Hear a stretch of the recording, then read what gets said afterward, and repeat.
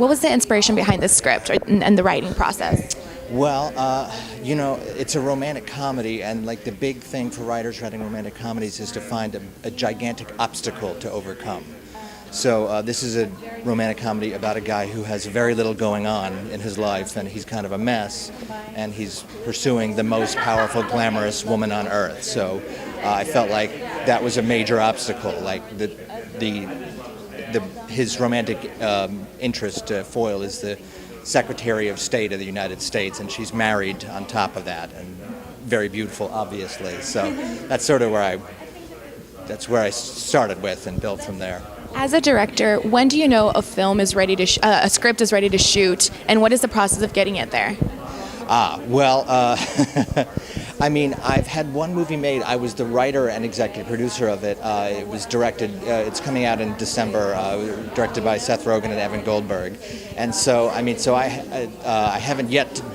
I haven't technically, as a director, gotten there. But in terms of it being ready, one thing is when money starts flowing out of a studio and towards hiring people. That's a good sign that it's casting. The casting. Well, yeah. But usually it is just, in terms of me personally feeling it's ready, it's just an innate sense that it's flowing. And also usually the page length is a good sign too. It's got to be under 100 and about 15 pages for a comedy. And you mentioned casting is one of the hardest parts. What was it like? What do you look for when it comes to casting? Well, one thing, depending on the size of the movie is, there's the pragmatic thing is if you need named stars to get big movies made to some degree. Another thing is somebody who wants to do it and the availability. But beyond that, a lot of the things that I write, a lot of times the male lead will kind of often remind me of me. So I feel like Mike Birbiglia is a fairly good avatar for a guy like me. Just he's better looking.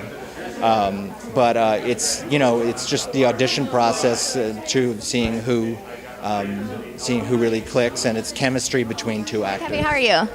Well, you were here for South by Southwest, weren't you? I certainly was. What's it like to be back? It's amazing. It's a lot more chill. There's not 3 festivals all happening at the same time. South by Southwest can be a little bit chaotic. It is, and it in a good way. But it's nice to be able to sort of walk around and be with a bunch of film lovers. Enjoy yourself a little bit, just because it's more relaxing.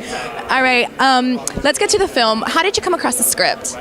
I went to a reading of another script that the Blacklist was doing, and they said that they were doing a reading in Austin during the festival, and I said, "Oh, cool! I'll be at the festival. I want to come and see it." And they're like, "Well, how about you come and actually do it?" So I sort of lucked out, and then I was doing a bunch of parts, and then Austin Nichols, who was supposed to do it, threw his back out. So now I'm doing even more than I thought. I don't know how I weaseled my way in here, but I'm excited to be here.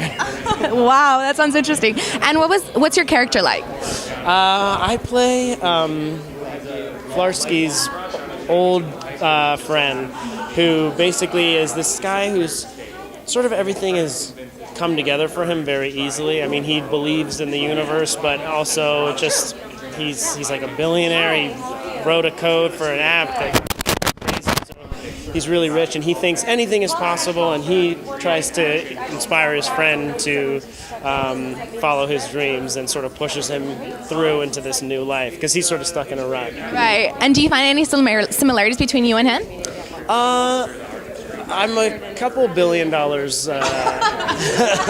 poorer, but I try to be a positive person and try to get people to do things, inspire people, but I'm not as successful as my character. Nice. And as far as the cast members, there's a great cast. What's it like to be working with all of them? It's really exciting. I've known Aaron for a little while. We worked together, and Sonny, Mabry, and Austin, who can't be here, and I'm a huge fan of Mike's, and so it's great. It's really fun to get to work with all of them. Nice. You play Flarsky? Yeah. Tell me about him. I play Fred Flarsky, who's sort of a barfly reporter down on his luck as the newspaper industry has folded. Your industry. Oh gosh. Journalism. I know. You guys are. Don't scare us.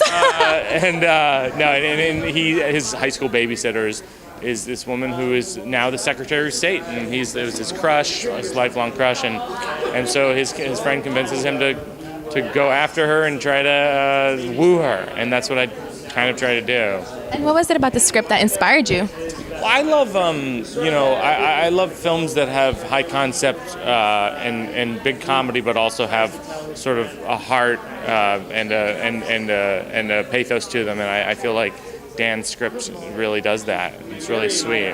And how did you come across the script? Was it just... It was honestly my agent convinced me to read it. I'm not a good reader. It takes me forever to read. It takes me like 6 to 12 months to read a script. It's okay, me too. And in this case, I'm really good at reading Twitter. Social media? So yeah, shorter form work. Just headline. She was like, you got to read this script, and I just loved it. And I'm a huge fan of his from or wherever he is, from Sarah Silverman program. He's written, for South Park and The Office and all these other great things. Funny. But Sarah Silverman program was like, I love it. And Girls, he wrote for Girls too. And what do you hope the audience gets from it? Hopefully the audience gets from it. I think it's interesting for the audience to see a work in progress. I mean, a work that hasn't been produced and imagine it. And I think that's, I know that this is a very writer-centric festival. I think it's an interesting thing for people to see a reading and to see like, oh yeah, that is something you could do in your living room. Like the film I'm working on right now as a follow-up to Sleepwalk with Me is a film that I have readings of in my living room like a few times. I've had 3 of them so far, and I'm going to continue to till I film the script. So, and every time I learn and I make changes, and it's a good process. I think it's a good thing to witness. Tell me a little bit about your character. Well, I play a lot of different characters. So it's a lot of news people and secretary's assistant and just a whole bunch of different people. What's the hardest part of playing multiple people? It isn't hard. It's really fun. It's not hard at all. Maybe it is. I don't know. But it's just fun. It's just an opportunity to just jump around into different skins in like this. It's like doing it on the go. Well, it's like improv or something. You just kind of have to come up with it. There's not a lot of rehearsal. You're not thinking about it that much. How did you come across Flarsky? Because I'm close to the festival, I do a lot of readings and do panel. I'm local. I live here, and so I'm very lucky to get to do a lot of readings and things. And what about working with the cast? There's really great cast on set. What's that like? Oh, they're just incredible, intuitive, funny, so much funny, so much talent. What do you love most about Austin? The summer weather. Just kidding.